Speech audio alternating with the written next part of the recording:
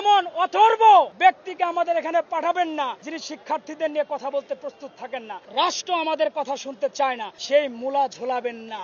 রাষ্ট্র আমাদেরকে বারবার তাদের প্রতিদ্বন্দ্বী বানিয়ে দিচ্ছেন। আমরা ঘোষণা দিয়েছি যদি 6 কলেজ তারা সেন্ট্রাল ইউনিভার্সিটি চায় তাদেরকে রাষ্ট্রের পক্ষ থেকে সেন্ট্রাল ইউনিভার্সিটি দিয়ে দেওয়া হোক। তবে তিতুমিরের দাবি সেই প্রথম থেকেই বিশ্ববিদ্যালয়, স্বতন্ত্র বিশ্ববিদ্যালয়, এবং আমাদের এই দাবিতে আমরা অনড় থাকব।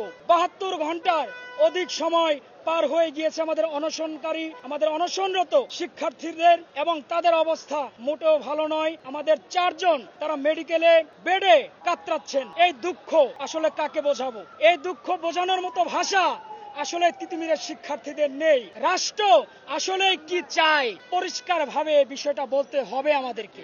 আজকে ঘোষণা ছিল Barasat barricade two Dhaka north city, অর্থাৎ ঢাকা উত্তর তিতুমিরের শিক্ষার্থীরা ব্লকেট করে দেবে। এবং আপনারা ইতিমধ্যে জেনেছেন সন্ধ্যার পর থেকে মহাখালী পয়েন্ট এবং আমরা মাত্র গুলশান পয়েন্ট থেকে আসলাম, প্রত্যেকটি জায়গায় আমরা এই মেসেজটি দিতে চেয়েছি, আমরা জনদুর্ভোগ চাই না, আমরা জনভোগান্তি চাই না, কিন্তু রাষ্ট্র আমাদের কথা শুনতে চায় না। আপনারা যদি আলোচনা করতে না চান সরাসরি বলতে হবে আমরা আলোচনার জন্য প্রস্তুত নই। আবারও বলি, শব্দটি যদিও শুনতে ভালো লাগে না, সেই মূলা ঝোলাবেন না। সেই মূলা ঝোলানো আশ্বাস তিতুমিরের শিক্ষার্থীরা আর গ্রহণ করতে রাজি নয়। আপনারা মন্ত্রণালয় থেকে দায়িত্ববান একজনকে পাঠান।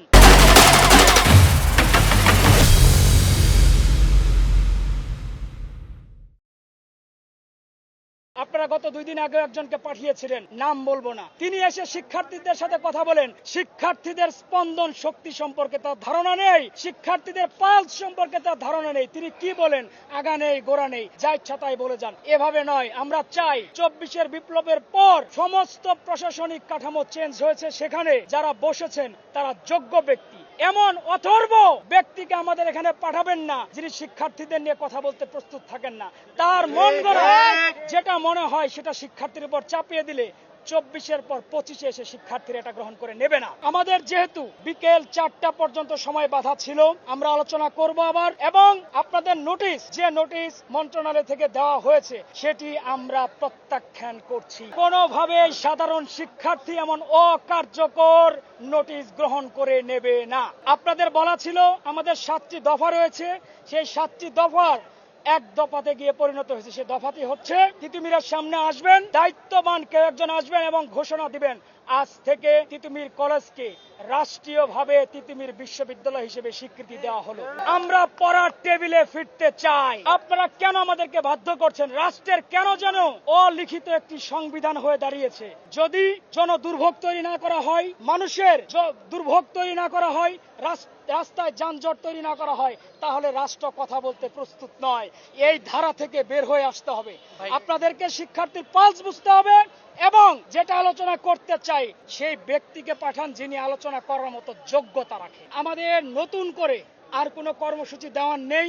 আমাদের আমরণ অনশন চলছে, এবং গতকাল যেটি ঘোষণা করেছিলাম Barasat barricade two Dhaka north city, আমাদের এই কর্মসূচি চলমান থাকবে যতদিন তিতুমির বিশ্ববিদ্যালয় রাষ্ট্রীয়ভাবে স্বীকৃতি না পায়। শিক্ষার্থী সহ স্থানীয় ভাই বোনদের সবাইকে বিনীতভাবে অনুরোধ করব সে আখেরি মোনাজাতে অংশগ্রহণ করার জন্য, এবং আমাদের সবার দাবি যে তিতুমির বিশ্ববিদ্যালয়, সেই জন্য সবার কাছে দোয়া চাই যেন আমাদের এই তিতুমির বিশ্ববিদ্যালয়ের মাধ্যমে সমাজ তথা রাষ্ট্রের এবং দেশের যে উন্নয়ন সাধন করতে পারি। আমাদের যে উদ্দেশ্য, আমরা যে কারণে চাই যে তিতুমির বিশ্ববিদ্যালয় হোক, সেই যৌক্তিকতা আমরা অলরেডি সরকারের কাছে প্রদান করেছি।